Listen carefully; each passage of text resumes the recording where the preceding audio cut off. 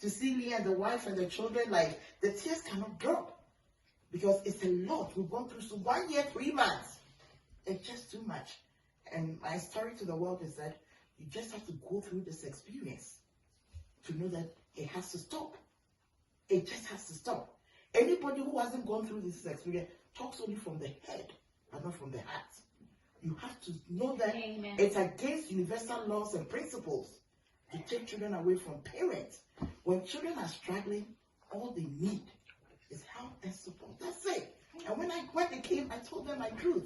I told them, don't define me by my present circumstances. Yes, we were in one small room. Just like them. This family was also in one small room in Motel 6. Okay, give me the help and support I need. And I told them everything. What they felt the right thing was to do was to take my children away from me. I told the universe, God, you give my children to me. Bring them back to me. So I flipped the pain. Where you went, I saw the carer and all the people that took care of you, that they are the hands of God. Nobody, and to the glory of God, since you guys went into foster care, none of you has been sick. Because Daddy and I have our spiritual exercises and affirmation that we do.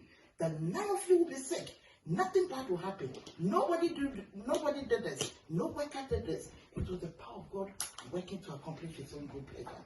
So we give glory to God. If I say I will speak and it will turn into Christ. But I've strengthened myself that today is joyous, is glorious, and it's wonderful. And we thank God for how far He's brought us. Thank you. I'm done. Yeah. Well, it's just such an honor to be with all of you people today. I'm a mother, I'm a grandmother, and there's nothing more special than children in our lives. I'll just revert back to when we first met this lovely couple, Helen and Emmanuel, Mommy and Daddy too, Ida and Wilma and Valerie. And I'll never forget watching your mom walk down to the bus stop and meet Valerie.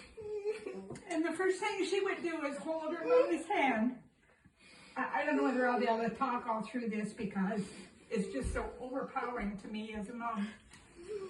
They would walk into Tim Hortons and Daddy would go and buy some little snacks for Valerie. And Valerie would lean her head on Mommy's shoulder. There was so much love there. And Mommy taught your little sister to say Pastor J and Dolly. And when she would say that, it broke my heart. I couldn't believe the love that was in that family. Unbelievable love from the heart. It doesn't matter what you do in life. Don't listen to anybody that talks through their mouth. Only listen to people that care from their heart. That's the only thing in life that matters, the only thing. We could not believe one day we were talking to some people and we found out that this family was separated. And never did the picture of this beautiful family go out of my head. I thought we may never see these people again, but God interceded for all of you. God made sure that you didn't have to live apart from each other.